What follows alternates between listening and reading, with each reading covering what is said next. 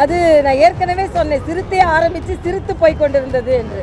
மாநாடும் அப்படிதான். காந்தியை தவிர்த்தார் என்று எனக்கு தெரியவில்லை. ஒருவேளை குற்ற உணர்வு குறுகுறுக்கிறதோ என்னமோ.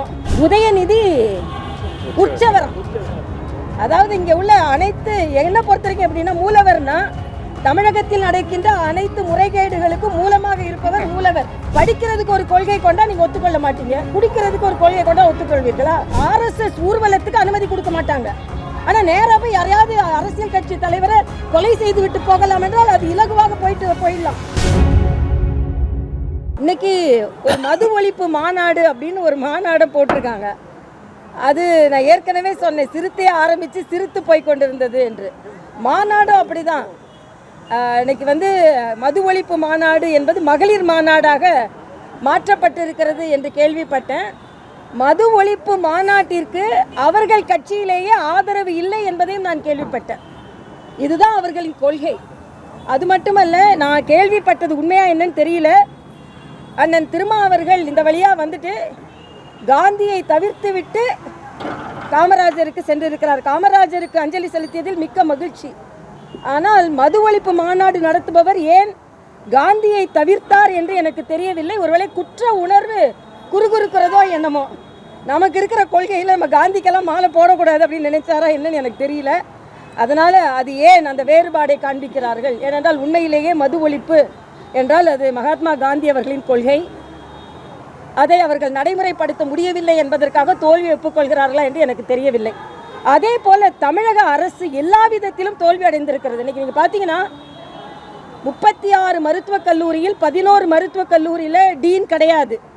பல பல்கலைக்கழகங்களில் துணைவேந்தர்கள் கிடையாது. துணைவேந்தர்கள் நியமிப்பதில் அவசரம் காட்டவில்லை, ஆனால் துணை முதல்வர் நியமிப்பதில் அவசரம் காட்டினார்கள்.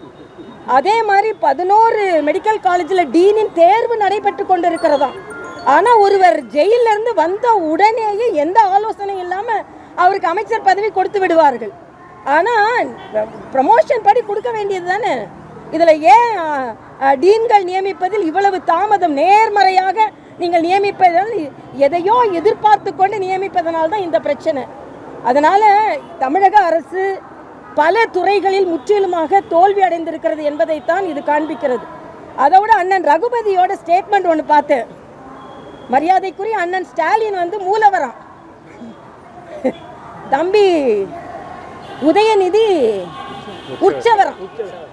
அதாவது இங்கே உள்ள அனைத்து, என்ன பொறுத்த வரைக்கும் எப்படின்னா, மூலவர்னா தமிழகத்தில் நடக்கின்ற அனைத்து முறைகேடுகளுக்கும் மூலமாக இருப்பவர் மூலவர்.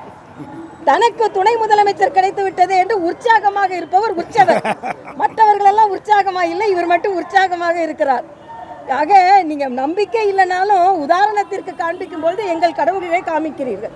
ஆனால் அதே நேரத்தில் ரகுபதி அண்ணன் சொல்கிறாரு, இந்தியா முழுவதும் மதுவிலக்கு கொண்டு வரட்டும், அப்புறம் நாங்கள் தமிழகத்தில் கொண்டு வரணும். நான் ஒரு சேலஞ்ச் பண்ணுறேன், தமிழகத்தில் மதுவிலக்கு என்று அறிவியுங்கள், அதற்கப்புறம் நாங்கள் சென்ட்ரலில் போய் கோரிக்கை வைக்கிறோம். ஏன்னா சும்மா இதை எதையான ஒன்று காண்பித்து கொண்டு, நான் ஏற்கனவே சொன்னேன், படிக்கிறதுக்கு ஒரு கொள்கை கொண்டா நீங்கள் ஒத்துக்கொள்ள மாட்டீங்க, குடிக்கிறதுக்கு ஒரு கொள்கை கொண்டா ஒத்துக்கொள்வீர்களா? ஆக இன்னைக்கு பார்த்தீங்கன்னா இன்னொரு அபாயகரமான ஒரு செய்தி, உயர்நீதிமன்றத்திலேருந்து போக்சோ சட்டத்தில் இன்னைக்கு ஒரு சிறு பெண் பாலியல் பலாத்காரம் செய்தது 12 நாளைக்கு பின்பு தான் தகவலே அவர்கள் பதிவு செய்திருக்கிறார்கள். அதனால் சிபிஐக்கு மாற்ற வேண்டும், தமிழக காவல்துறை மீது எங்களுக்கு நம்பிக்கை இல்லை என்று சொல்லியிருக்கிறார்கள். தமிழ்நாட்டில் RSS ஊர்வலத்துக்கு அனுமதி கொடுக்க மாட்டாங்க. ஆனால் நேராக போய் யாரையாவது அரசியல் கட்சி தலைவரை கொலை செய்து விட்டு போகலாம் என்றால் அது இலகுவாக போயிடலாம். ஆக RSS ஊர்வலத்துக்கு தடை செய்து உயர்நீதிமன்றத்தில் இருந்து அனுமதி வாங்க வேண்டிய சூழ்நிலை தமிழகத்தில் இருக்கிறது.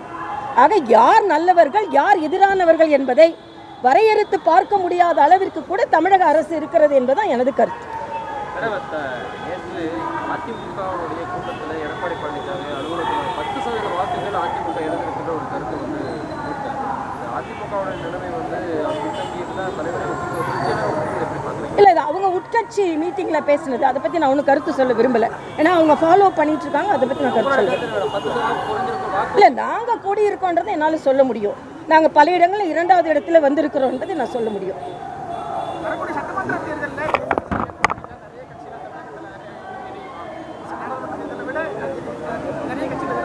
நிச்சயமா நிறைய கட்சிகள் எதிர்பார்க்கலாம், பலமான கூட்டணி எதிர்பார்க்கலாம். 2026 ஒரு ஆட்சி மாற்றம் நிச்சயமாக நாம் எதிர்பார்க்கலாம். ஏன்னா பல பேருக்கு ஏமாற்றம், உதயநிதிக்கு ஏற்றம், திராவிட முன்னேற்ற கழகத்துக்கு 2026 ஏமாற்றம். அதான் நடக்கும். பாஜகவிற்கு ஏற்றம். இதுபோன்ற செய்திகளை மேலும் தெரிந்து கொள்ள எங்களது யூடியூப், ஃபேஸ்புக் மற்றும் ட்விட்டர் ஆப்களை சப்ஸ்கிரைப் செய்யவும்.